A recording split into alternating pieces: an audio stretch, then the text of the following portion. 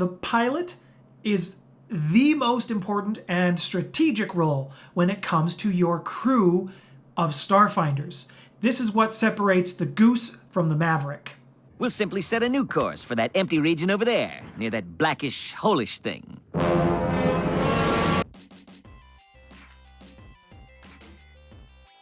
Hello everyone, welcome to the Maple Table. My name's Nathaniel. This is a channel where we talk about role-playing games, so if that's something you're interested in, I'd love to have you hit that subscribe button and that bell notification so that you know when my content is available. Today we're going to be talking about the pilot in Starfinder. This is an ongoing series about the space combat system within Starfinder. This is part 3, so if you haven't seen part 1 or 2, then I suggest you check those out up here, as part 1 will give you an overview of how space combat is going to work, and then I'm getting more into the nitty-gritty of each role that you can do aboard your starship in Starfinder. Today, we cover the pilot. The pilot is the most important and strategic role when it comes to your crew of Starfinders. This is what separates the Goose from the Maverick. Your pilot will take over during the helm phase when it comes to starship combat. That's the second part of the 3-phase combat that you have to be aware of. The way it begins, your pilot will make a mysticism check. Gotcha, just kidding, he makes a piloting check. That one was more for me.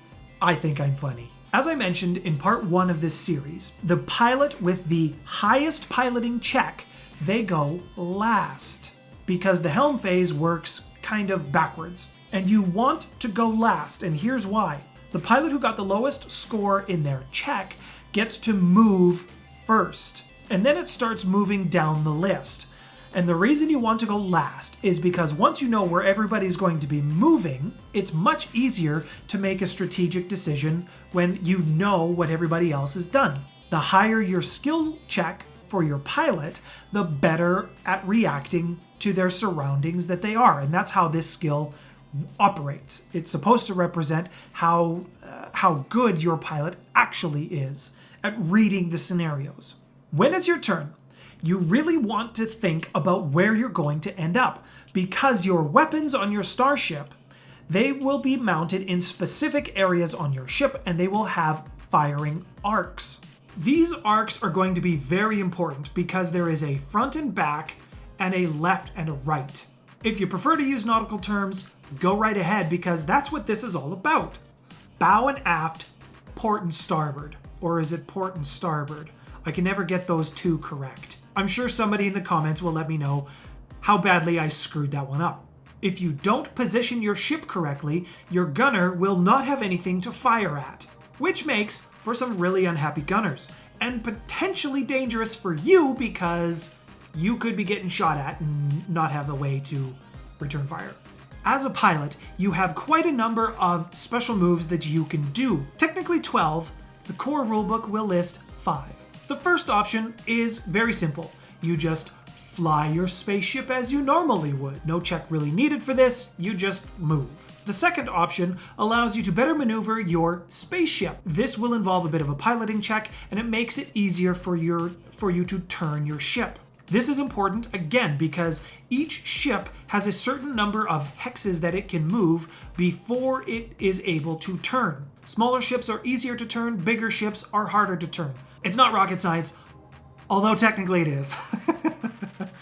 The third option for you as a pilot is the stunts section. Now, the reason I say section is because there's actually 7 stunts that you can do. Each of these stunts will require a piloting skill check, but they could be potentially very advantageous for you depending on what you need for the situation at hand. Maybe you've run into a huge Vesk armada and you need to make a quick retreat. And then there's the good old-fashioned barrel roll. And of course you have your basic defensive maneuvers. And you have your, I really shouldn't be here, I need to turn around right now. This method is also commonly used by pilots today. You basically do a half circle or a half loop, which would mean that you're upside down now. You do another half rotation to get yourself right side up, and you're heading the opposite direction you were coming. You can do a flyby, which is actually what the skill is called. This allows you to pass through an enemy square without provoking an attack of opportunity. always handy. You can just Tokyo drift yourself out of there, or you can do a turn in place because, again, positioning your gunner is going to make them very happy and keep your crew alive. The fourth option requires you to have a little bit more skill as a pilot, and you must have 6 skill ranks as a pilot to be able to do this one. What you can do is you can demand more from your ship. You basically pull a Kirk asking Scotty to give him more power, and he gives it to you. Last but not least, you can pull a Zap Brannigan and do what's called an Audacious Gambit. A bunch of risky maneuvers that allow you to pass through enemy squares and reduce the turn radius of your ship. As I mentioned, the pilot is probably the most involved role of all the Starship roles, and it's the one that you have to be able to strategize the best. There can only be one pilot, so make sure that yours is a good one. The lives of your crew depend on it. This has been a Maple Table look at the pilot. I hope that if you're considering this role for your Starship, this video has cleared some things up for you around how this role actually works, what you need to be aware of, and hopefully making a little bit more sense of the craziness that is Starship combat. If you enjoyed today's video, love to have you hit that like button, hit that subscribe button with that bell notification so that you know when my content is available.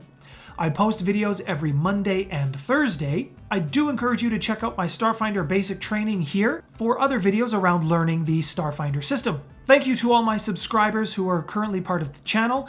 The channel has really been starting to pick up in terms of viewership, and I'm just really grateful for all of you for coming by and just watching my silly ramblings.